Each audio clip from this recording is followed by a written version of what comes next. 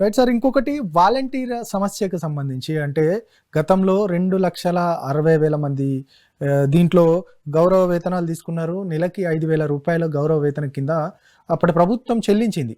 ఇక దాన్ని కాకుండా మేము 10,000 ఇస్తాము మేము అధికారంలోకి వస్తే అని ఇప్పుడున్న ప్రభుత్వం చెప్పిన నేపథ్యంలో ఇక మొన్న పవన్ కళ్యాణ్ గారు మాట్లాడుతూ ఖచ్చితంగా అసలు జీవోనే ఇవ్వలేదు, వాళ్ళకి జీతభత్యాలకు సంబంధించి ఎట్లా ఇస్తారు అనేది ఒక క్వశ్చన్ రేజ్ చేశారు. దీనికి సంబంధించి వైసీపీ నాయకులు చెప్తా ఉన్నారు ఖచ్చితంగా ఇది దాటవేసే ధోరణియే, ఖచ్చితంగా వారిని తొలగించడానికే ఈ యొక్క వ్యాఖ్యలు చేశారనేది కూడా వైసీపీ ఆరోపిస్తూ ఉంది. దీనికి సంబంధించి మీరు ఏం చెప్తారు వాలంటీర్ల అంశంకు సంబంధించి?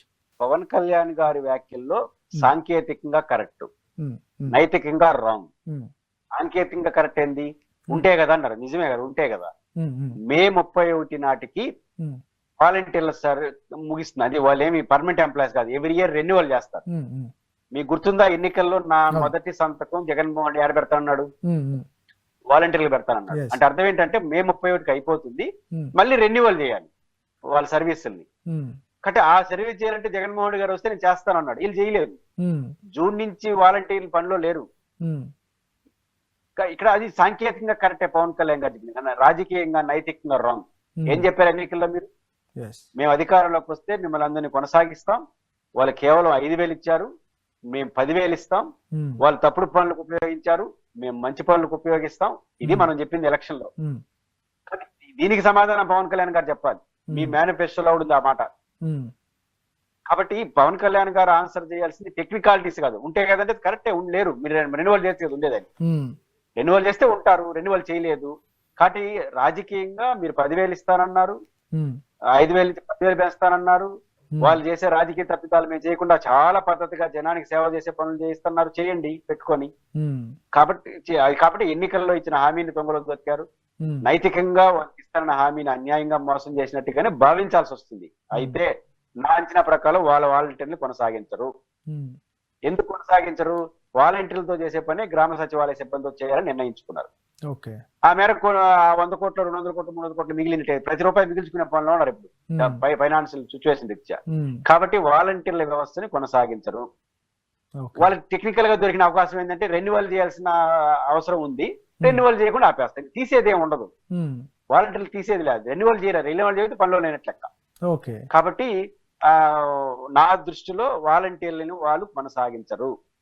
దాన్ని నేరుగా చెప్తే మీలాంటి జర్నలిస్ట్ అడుగుతారు కదా, 10,000 పెంచుతారన్నారు, ఇస్తారన్నారు అని అడిగినప్పుడు సమాధానం లేదు. కాబట్టి లేరు కాబట్టి మేము తీసేది ఏముందంటారు, మేము తీయవండి లేరంటారు. కాబట్టి అది ఖచ్చితంగా ఎన్నికల్లో ఇచ్చిన హామీనికి తొంగలు దొక్కినట్టుగానే భావించాలి. అదే సార్, ఇప్పుడు హామీని మీరు అన్నట్టుగా తుంగలో దొక్కిన పరిస్థితే ఉంటుంది కదా, మరి దానికి ప్రభుత్వానికి సంబంధించి ఒక చెడ్డ పేరు వచ్చే పరిస్థితే ఉంటుంది కదా ప్రక్రియ. ఇప్పుడు గ్రామంలో ప్రతి వారికి వీళ్ళు చెప్తా ఉంటారు మాకు ఇచ్చిన హామీ ఏమైంది అనేది.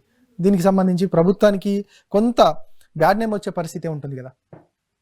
ఖచ్చితంగా ఇప్పుడు కొన్ని హామీల విషయంలో వాళ్ళు ఒకటి ఇప్పుడు ఒకే హామీని పూర్తి స్థాయిలో అమలు చేశారు. అంటే సూపర్ 6 నేను అనేది అన్న క్యాంటీన్లు పెట్టారు, గ్యాస్ దీపానికి సంబంధించి ఇచ్చారు, దాని కాదనము.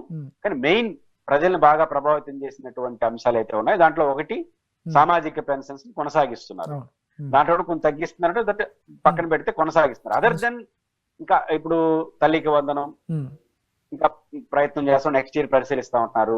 నిరుద్యోగ భృతి 18 ఏళ్ల మహిళలకు, అదే విధంగా రైతు భరోసా, మీరు చెప్పినట్టు వాలంటీర్లు కొనసాగించడం. వీటిలో ఇవేమి అమలు కాలేదు. వాలంటీర్ విషయం తేలిపోయింది. ఇప్పుడు రైతు భరోసా, అమ్మకు తల్లికి వందనం అనేది ఇంకా ఇవ్వము అని అధికారికంగా చెప్పాల, అమలు చేయలేదు అధికారికంగా చెప్పాల. కానీ ఇది అధికారికంగా చేసినట్టే, ఎందుకంటే జూన్ నుంచి వాళ్ళు పనుల్లో పెట్టుకోకపోవడం అంటే వాళ్ళు తీసేసినట్టే లెక్క. రెన్యువల్ చేయలేదంటే తీసేసినట్టు ఆ వ్యవస్థ. కాబట్టి వాలంటీర్ల వ్యవస్థ చేసే ప్రతి పనిని మేము గ్రామ సచివాలయ పర్మనెంట్ ఎంప్లాయీస్ తో చేయించవచ్చు, ఆ పనిలో ఉంటారు. కాబట్టి ఆ మేరకు 400 కోట్లు 500 కోట్లు మిగిల్చుకుంటాం కదా, ఏరే దానికి ఉపయోగం అనే నిర్ణయానికి వాళ్ళు వచ్చేసినారు. దాన్ని డైరెక్ట్ గా చెప్తే ప్రశ్నలు వస్తాయి కాబట్టి తెలివిగా చెప్పారు. ఈ వాలంటీర్లు క్లియర్ అయిపోయింది కాబట్టి మోసం చేసినట్టుగా ప్రతిపక్షం విమర్శిస్తుంది. కానీ మిగతా వీటి ఇంకా క్లియర్ కాల. కానీ వాళ్ళకి అనుమానం వచ్చేసినాయి, ఇది కూడా ఇంతేనేమో వాలంటీర్ లాగా అని అనుమానం అందరికీ వస్తుంది అమలయ్యేంత వరకు.